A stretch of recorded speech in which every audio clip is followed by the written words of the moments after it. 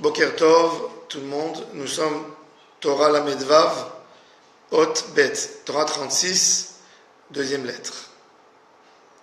On a expliqué hier pourquoi Am Israël est venu en galoute.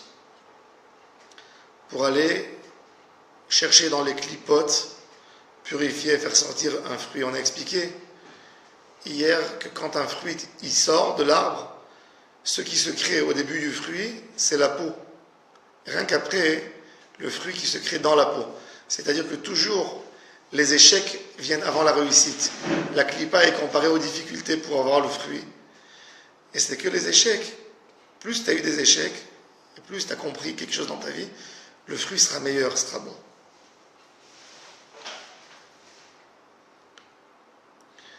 Rabbi nous dit, quelle est la ta'ava la plus dure, la tentation la plus dure, tentation humaine la plus dure de toutes les tentations? Il nous dit, c'est la tentation charnelle.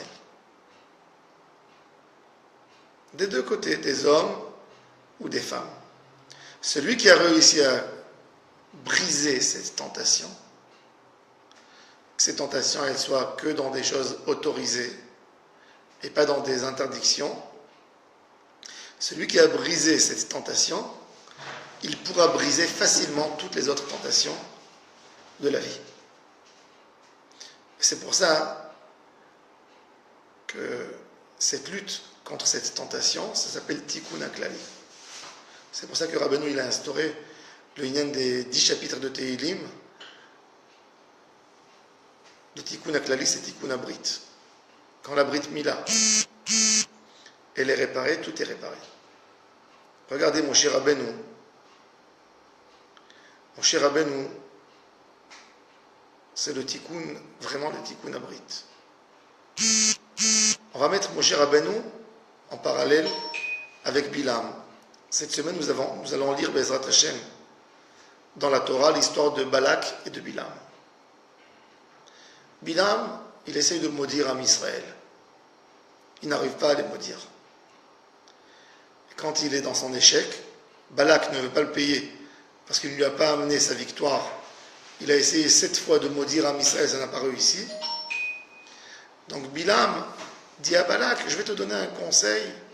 Dieu n'aime pas l'adultérie, Dieu n'aime pas les gens qui se comportent comme des animaux. Tu vas les piéger, tu vas piéger Am Israël dans la tentation charnelle. Et c'est là que Dieu préserve qu'il arrive des problèmes dans Am Israël.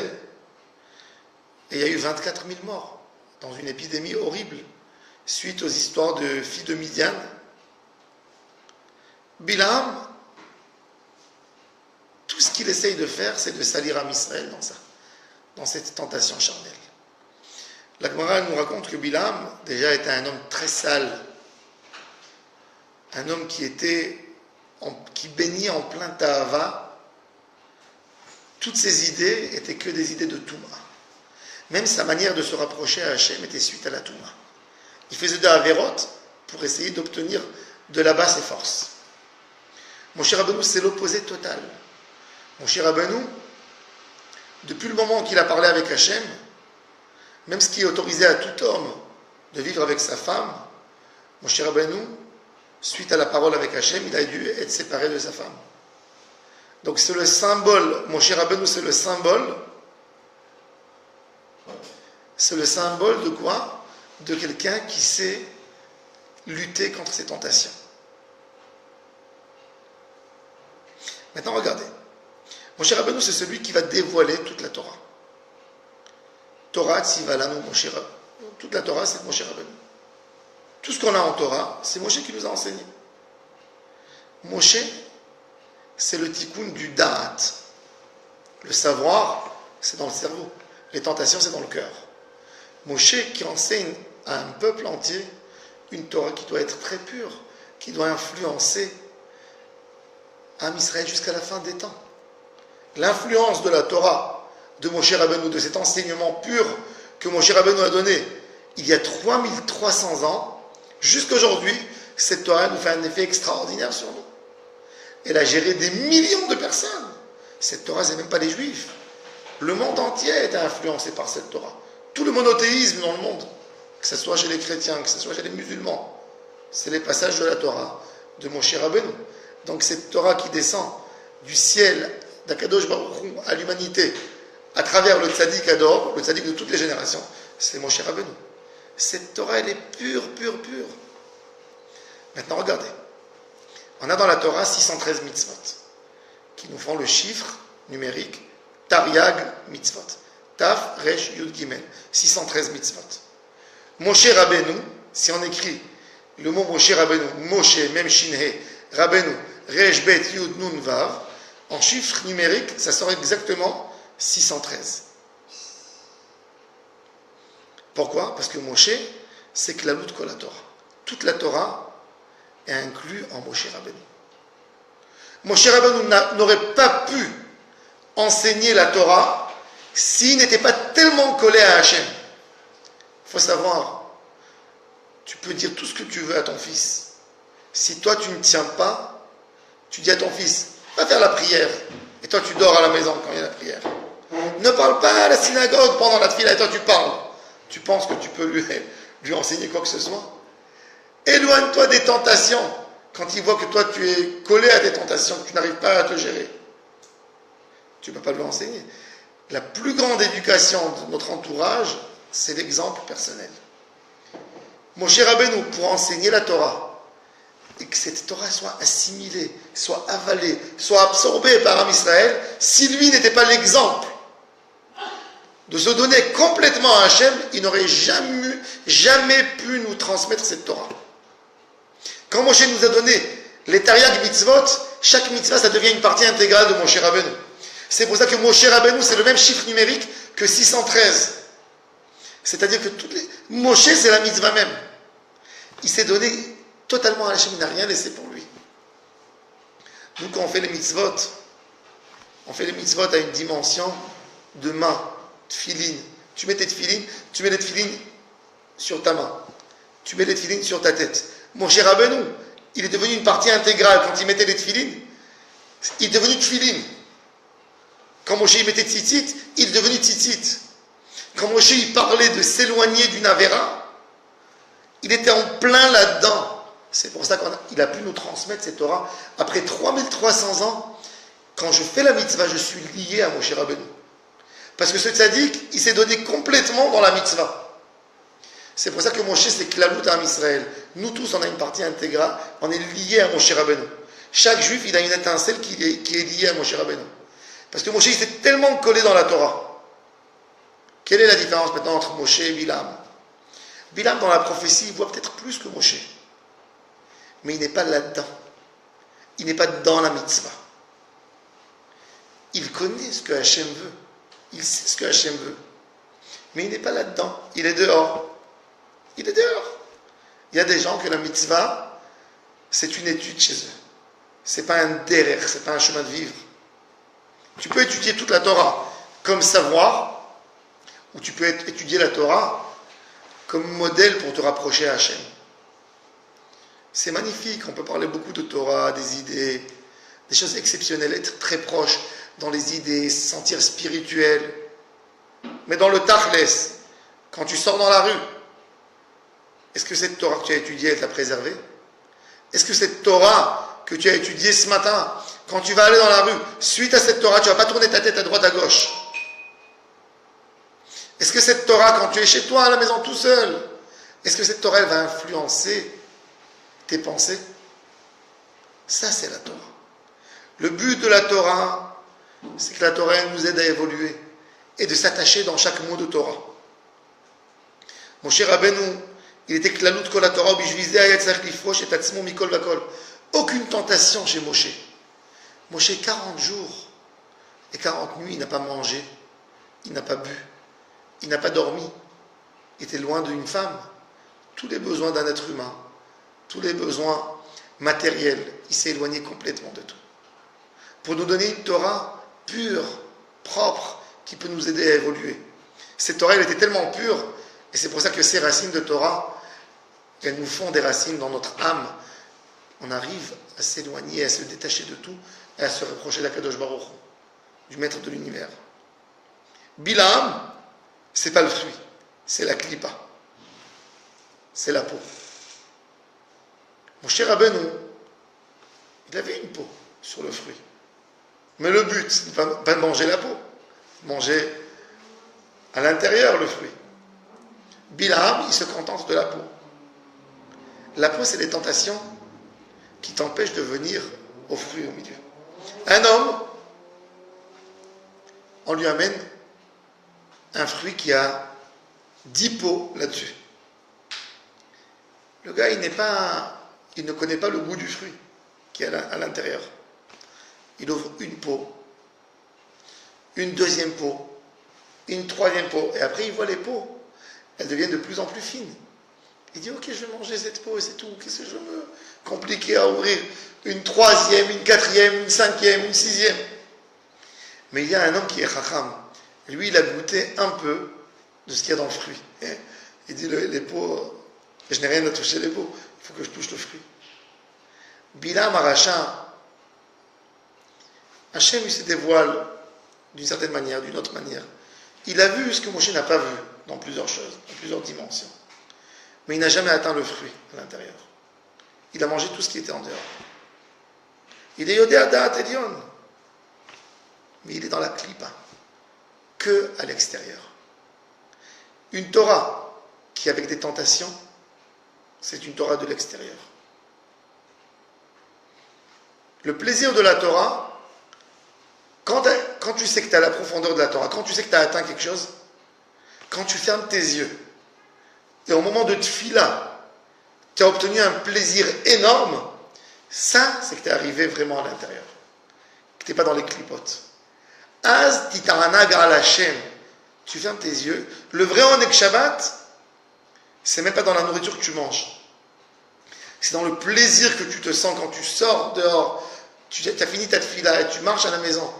Et dans ta tête, tu sens quel plaisir de Shabbat Kodesh. Je kiffe Hashem. Ça, tu as goûté le fruit même. Tout ce qui est autour, c'est des clipotes. Je n'ai pas dit que c'est mauvais, des clipotes. Mais il faut savoir, il ne faut pas se mentir à nous-mêmes. Il y a un moment, quand mon seul plaisir dans le Shabbat, je n'arrive pas encore à goûter à Hachem, mon plaisir il est dans la tfina, dans la pkeila, dans le poisson que je mange, et c'est ça ce que je sens dans le Shabbat, j'ai encore du travail. J'ai du travail à faire. Je dois sentir le plaisir dans Hachem. Quand tu prends ton sidour, tu regardes les mots, et tu essaies de t'expliquer mot à mot, et tu as un plaisir de tfila, tu as obtenu le fruit. Tu as mangé du fruit. Mais quand tu n'arrives pas encore, et ce qui te plaît, c'est les choses qui sont à côté, les accessoires, tu as encore du travail, mon frère. Ça, c'est à vous d'attacher. Bilam, il est dehors, il est dans l'apparence, dans ce qui entoure. Mon cher Rabbeinu, il est à l'intérieur. L'apparence, les accessoires, souvent, ça sonne beaucoup plus. Ça paraît beaucoup plus beau parce que c'est grand. Ça a une mesure, ça a une dimension. Le fruit, il est petit, des fois. Il est à l'intérieur, Et quand tu le vois, il a l'air petit par rapport au gros fruit avec les peaux dehors. Ça, c'est Bilam et Moshe. Bilam, il essaie d'impressionner. Maintenant, regardez.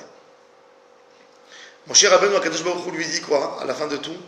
Ve'ata po amod, il m'a dit, toi, tu es avec moi. Il reste avec Hachem. Bilam, c'est la klipa. Regardez. D'où on sait que Bilam, c'est la klipa de la Torah. Comment on écrit Bilam? Bet, Lamed, Aïn, même Sophite. La Torah, elle commence par Bet. Début de la Torah, c'est Bet. L'opposé de la Torah d'un côté, c'est Bet. Dernière lettre de la Torah, c'est Lamed. C'est les extrêmes.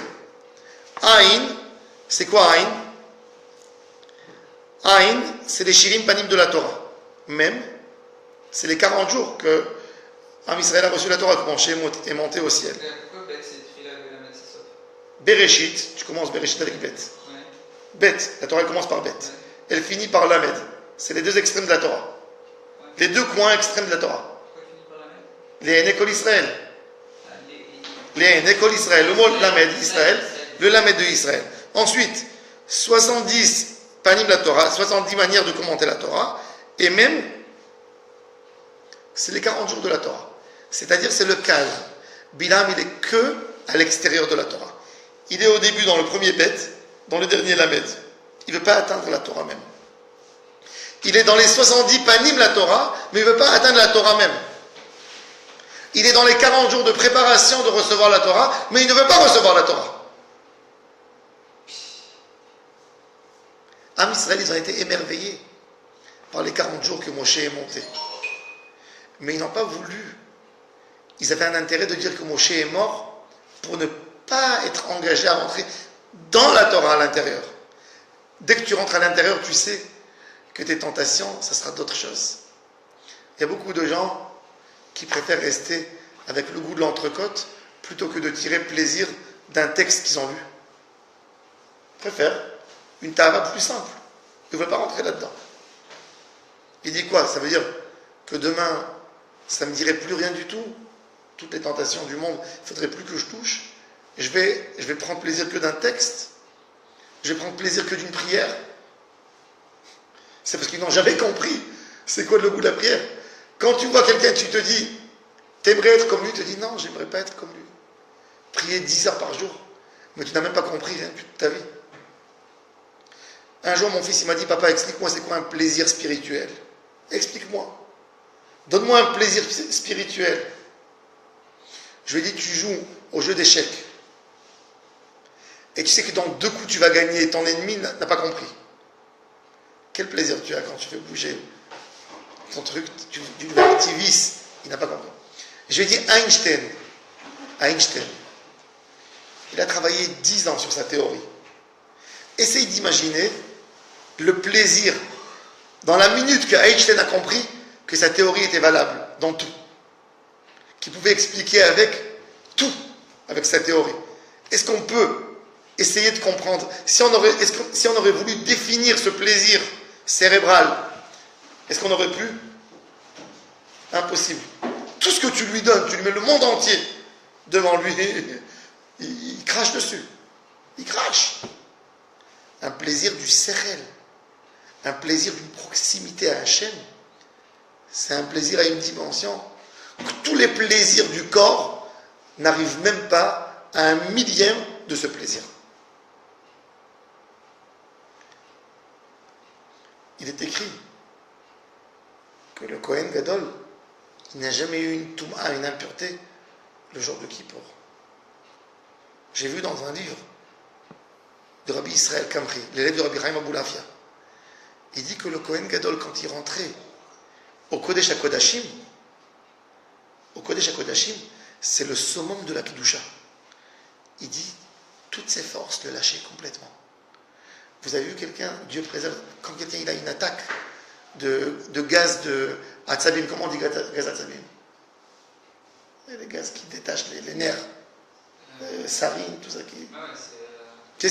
Un des symptômes des gaz qui atteint les nerfs, c'est quoi? C'est que, comment on remarque que quelqu'un a été attaqué par ce gaz? Il ne sait pas des fois. C'est que de tous les trous qu'il y a dans le corps, il y a des liquides qui sortent. Que le corps n'arrive pas à attraper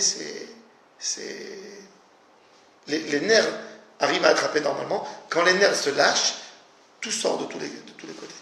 Le Kohen Gadol, quand il arrivait, il était tellement dans le plaisir d'être proche d'Hachem que tous ses muscles, tout le lâchait entièrement. Voilà, le sarin. Toda Rabba Daniel. Le gaz sarin. Donc, le Kohen Gadol, quand il rentrait au temple, il était tellement attaché à Hachem que tout le corps le lâchait entièrement. Il pouvait atteindre un écoulement, une Toumat Keri. Et ça, c'est le chidouche qui n'a jamais eu de Toumat Keri le jour de Kippour.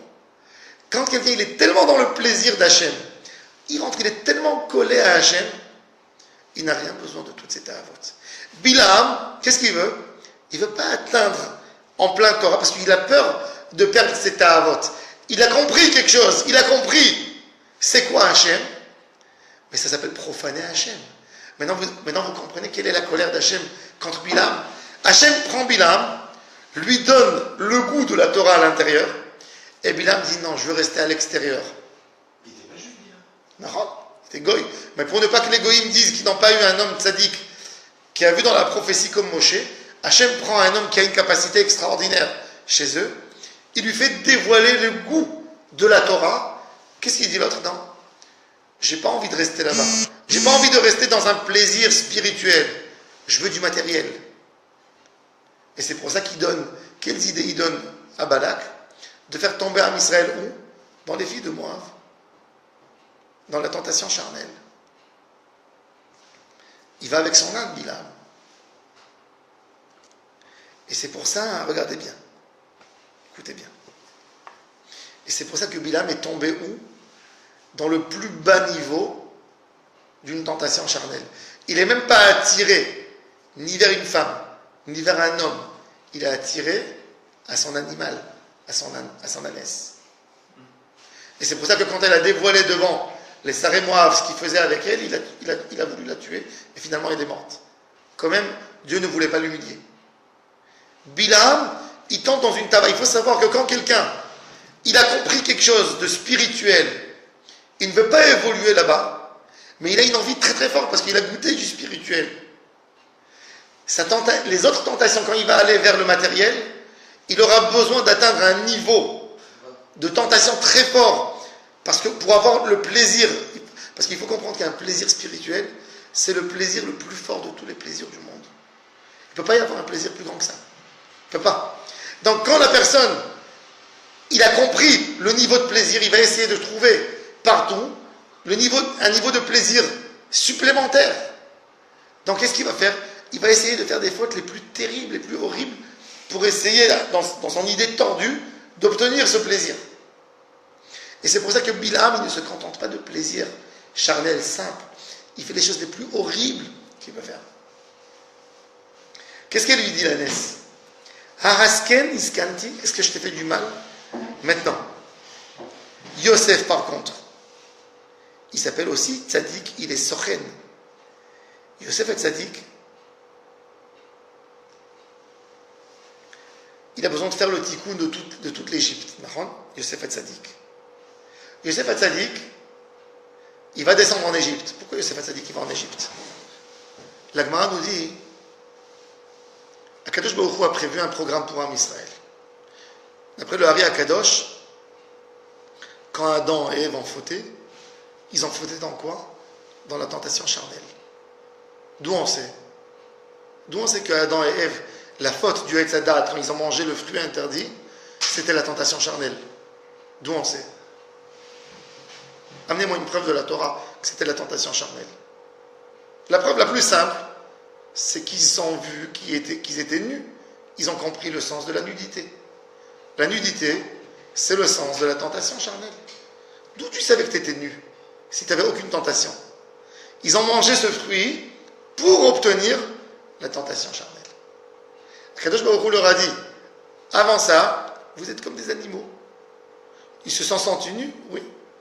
D'où ils se sont sentis nus? Pourquoi ils se sont sentis nus? Parce qu'ils ont justement touché cette tentation. Avant ça, leur tentation, c'était pas ça.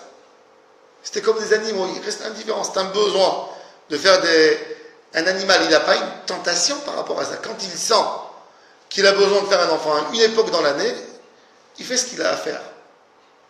C'était pareil, Adam et Ève. Tout d'un coup, ils ont commencé à sentir des tentations. Et Akadosh Baruch Hu, il dit à Adam, pourquoi tu te sauves de moi?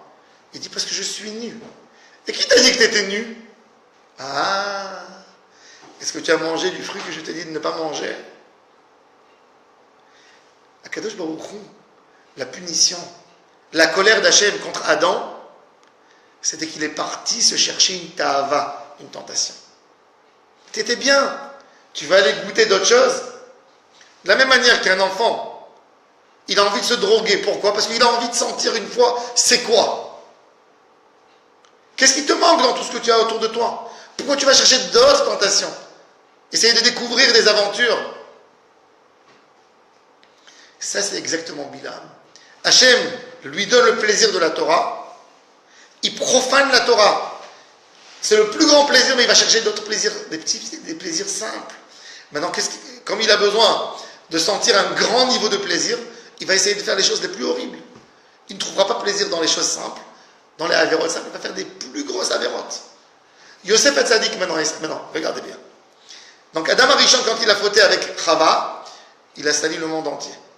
D'après la Kabbalah, la Toum'a qui est descendue dans le monde, où elle est descendue en Égypte. C'est comme une bombe atomique. On a jeté la bombe atomique. Il y a un endroit où la bombe est tombée et il y a les chutes de la bombe. La bombe atomique, elle est tombée où? Du fait de Hetzadat en Égypte. C'est pour ça qu'en Égypte, comment elle s'appelle? Ervat Haaretz. C'est pour ça que les Égyptiens, ils avaient une très très grosse Toum'a, une très grande tentation charnelle. Abraham Avinu, il va avec Sarah en Égypte, parce qu'il y a la famille en Israël. Qu'est-ce qu'il dit à Sarah avant d'aller en Égypte? Je sais que tu es une belle femme. S'ils vont savoir que tu es ma femme, ils vont me tuer pour te prendre. Dis que tu es ma sœur. Dès qu'il rentre en Égypte, Sarah, elle est captivée. On la prend chez Pharaon. Tout de suite. Tout de suite.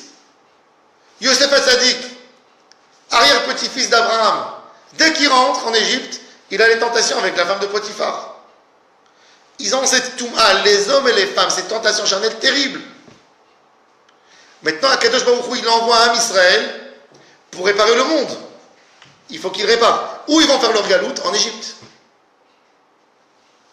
La première personne qui va aller pour préparer le terrain pour les Bnei Israël, c'est Sarah Imenu. Elle va, elle tient. Akadosh Baruch Hu punit Pharaon. Pharaon ne peut pas l'approcher. Ça, c'est une femme. Premier, elle a enlevé la Toum'a, la tentation charnelle des femmes. Maintenant, il faut enlever la tentation charnelle des hommes. Il faut enlever la tentation charnelle des hommes. Qui on va envoyer? 3 générations après, Yosef Hatzadik, l'arrière-petit-fils de Sarah Imenu, il va aller en Égypte, il va lutter. Il est esclave, il est soumis. Sa maîtresse lui demande. Elle lui dit, tu seras roi, rien que si tu fais ce que je te dis. Rien du tout. Il lutte, elle le jette en prison. Elle le met en prison, 12 ans en prison. Et la Gemara, elle nous dit, tous les jours, elle venait en prison pour essayer de lui dire, je peux te faire sortir, rien que fais ce que je te réclame. Rien du tout. Regardez dans Tehilim, David Amelech, dans le chapitre 105, comment il décrit ce que Yosef a passé. Yosef Hatzadik, maintenant regardez bien, écoutez bien. Il est écrit dans le Midrash, écoutez bien, bien, bien. Regardez comment Akadosh Baruch Hu, il a récompensé Yosef. Alors Rabbeinu, il nous a dit hier, on a vu hier, que quoi? Que toutes les tentations, les mauvaises tentations, elles viennent d'où? Des 70 langues. Les 70 langues qui ont été déformées. Pourquoi les 70 langues des Goïm, elles représentent les tentations? Parce que, qu'est-ce qui fait séparer les hommes? Qu'est-ce qui fait séparer les êtres humains dans le monde? La tentation. Shlomo HaMelech, il a dit, L'Eta'ava Yevakesh Nifrad. Pourquoi les hommes se disputent? Pourquoi dans les pays? Pourquoi il y a des guerres? Parce qu'il y a un conflit d'intérêts. Ce qu'il veut lui, ce n'est pas ce que je veux moi. Je ne veux pas lui donner ce qu'il veut. Je veux prendre ce qu'il a lui. Ça fait des conflits. Entre hommes. Pourquoi un homme se sépare de sa femme? Pourquoi un homme se dispute avec ses amis? Pourquoi il se sépare de ses collègues? Parce que ma ta'ava, mon envie, c'est pas ton envie à toi. Ce qui sépare tous, c'est les ta'avot. La tour de Babel, avant la tour de Babel, il y avait une langue dans le monde. Une langue. Quand ils ont commencé à faire la tour, ils ont compris qu'ils allaient avoir de la force. Tout d'un coup, chacun a voulu récupérer la force pour lui-même. Quand chacun a voulu récupérer la force pour lui-même, ça veut dire que moi, j'ai pas envie de parler ce que tu parles toi. Je fais ma langue propre. Ma langue, elle vient suite à quoi? À ma tentation à moi. C'est pour ça que Rabbeinu, il a expliqué que les langues, les 70 langues, ce qui n'est pas la Shona Kodesh. Quand Akadosh Baruch Hu, il a créé Adam, avec quelle langue Hachem parlait avec Adam? La Shona Kodesh. Quand la personne elle s'est dégradée, il y a eu des langues qui sont sorties des tentations. Chacun a voulu se détacher de l'autre pour obtenir ce qu'il a à lui, pour lui. Oui. Donc c'est des tentations. Maintenant écoutez ça. Yosef Hatzadik, il a une lutte très dure, tous les jours, contre la femme de Potiphar. Il nous dit le Midrash, écoutez bien, le Midrash nous dit quelque chose d'exceptionnel. Pharaon, quand on venait lui parler, son trône, il y avait 70 escaliers. 70 escaliers. Chacun qui parlait une langue, il avait le droit de monter un escalier et parler à Pharaon d'en bas. Tu parlais 2 langues, tu avais le droit de monter 2 escaliers, ça montrait ton niveau intellectuel. Yosef Hatzadik, Yamal Ar Gabriel, il lui dit, le soir, quand Pharaon rêve son rêve, il ne sait pas résoudre son rêve, et il demande à tous les sages, il y a Gabriel qui vient, qui dit à Yosef Hatzadik ce que Pharaon a rêvé, et la résolution des rêves. Mais Yosef, il lui dit, tu sais, je ne pourrais pas parler avec Pharaon, puisque il faut monter 70 escaliers pour parler avec Pharaon. Il faut connaître 70 langues. Pharaon était un homme très sage. Gabriel lui enseigne à Yosef Hatzadik la même nuit toutes les 70 langues. On voit la capacité extraordinaire de Kedusha de Yosef, qu'il était capable d'apprendre 70 langues en une nuit. Et Yosef Hatzadik monte premier escalier. Et il y a des gardiens qui lui sautent dessus. Hé, qu'est-ce que tu montes? Quelle langue tu connais? Il lui répond en égyptien. Il monte deuxième escalier. Il y a un autre gardien qui vient. Il lui parle en japonais. Vas-y. Ensuite, il monte anglais, allemand, français.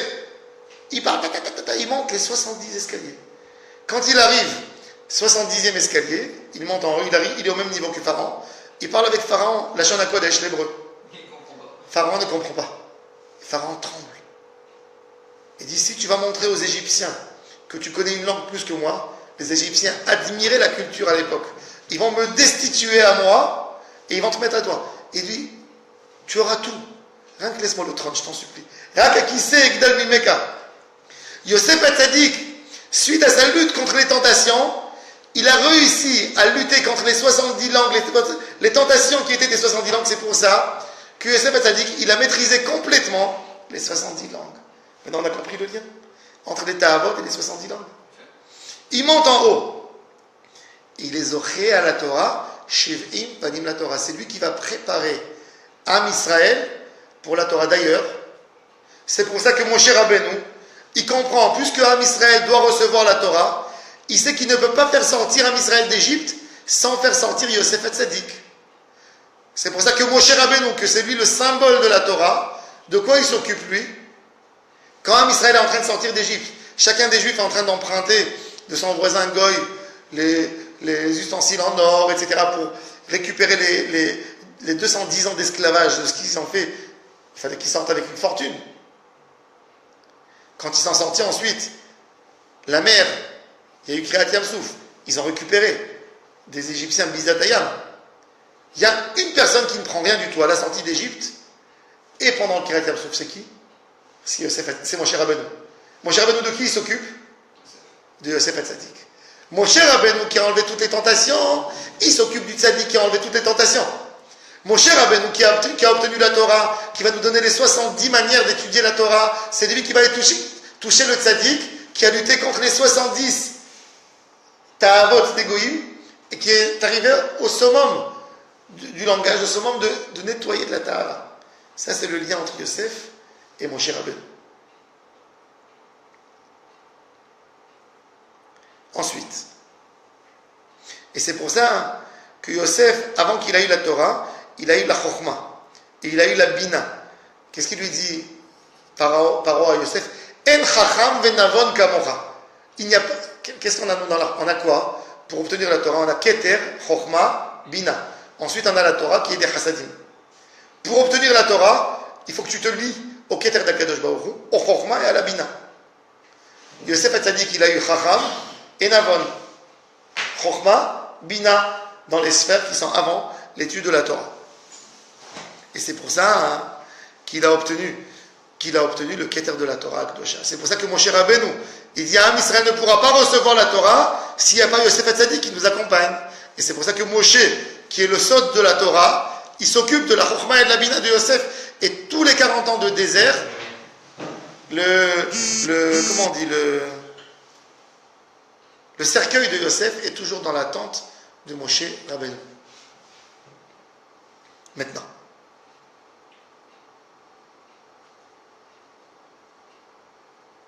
qu'est-ce qui nous donne la Chokhmah et la Bina? Les yeux et le cœur.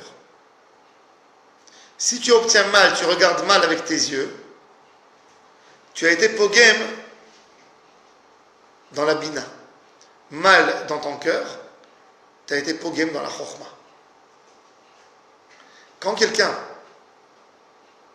il fait ses avérotes, il tombe dans la klipa de Niouf, la tentation charnelle. C'est pour ça que la Torah elle a dit Velo taturu achare levavchem ve'achare einechem. C'est quoi achare einechem? C'est ni ouf, c'est la tentation charnelle. Achare levavchem, zeminout, c'est avodah zara. Bila, maintenant regardez. Shimshon HaGibor, Samson, le juge, il a fait des choses exceptionnelles pour Am Israël. Dans quoi il est tombé, Shimshon? Une femme. Il est parti épouser qui? Delilah. Delilah, c'est la femme philistine. Elle s'est mariée avec lui. Elle lui a coupé ses cheveux. Elle a compris que sa force était dans ses cheveux. Et elle a dénoncé aux Philistins. Et les Philistins l'ont pris, l'ont tué.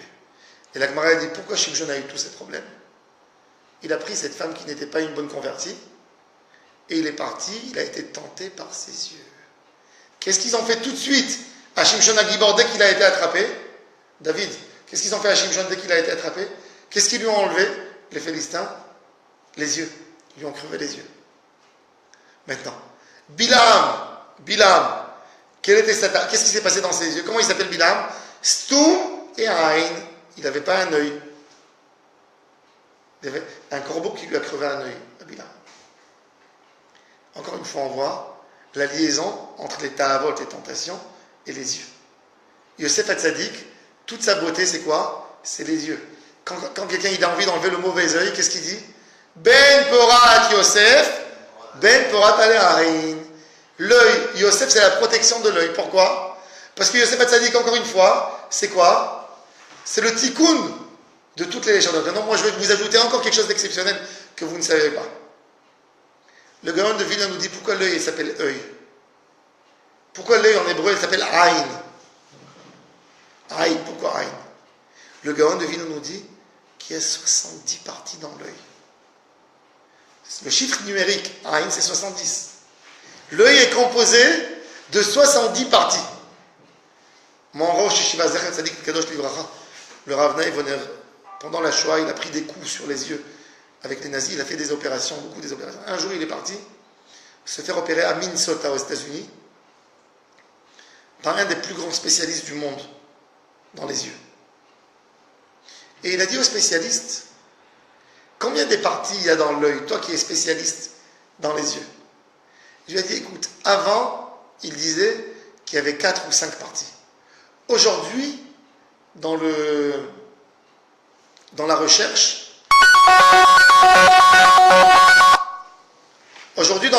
on a découvert 70 parties. 50 parties, et on sait qu'il y a d'autres parties qu'on n'a pas encore réussi à définir. Il lui a ouvert ce qu'il écrit le Gaon de Vilna. Il lui dit, le Gaon de Vilna, il a écrit il y a 200 ans qu'il y a 70 parties dans l'œil. Quand il a entendu ça, il s'est presque évanoui. Quoi? Chez vous, il y a 200 ans, vous avez dit qu'il y a 70 parties dans l'œil? Maintenant, pourquoi 70 dans l'œil? Maintenant, on comprend très bien avec Yosef Hatzadik. Yosef, il a été Metaken Berinat Aïn. Toutes les tentations du monde, c'est combien? C'est 70. C'est les 70 langues. Le Aïn, quand le Aïn, il est Shalem. Velodaturu Achen Echem. Les yeux, c'est la partie du Znout, la tentation charnelle. Celui qui réussit à garder complètement ses yeux, il arrive à lutter contre les 70 ta'avot. C'est pas beau? Magnifique. C'est-à-dire quand quelqu'un il garde ses yeux, il garde tout. Rabbi Meir Abouchatzira, c'est connu, en 1982. Un an avant son décès,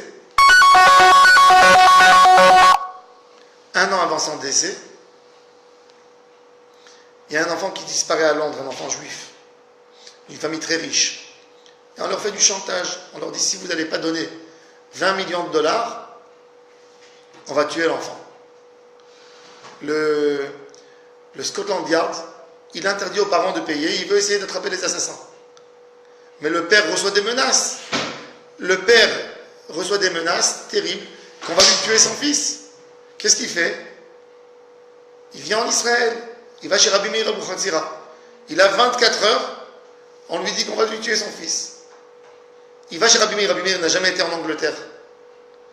Il ferme ses yeux. Il demande un papier. Il prend un papier, il lui dessine la place Victoria, en plein Londres.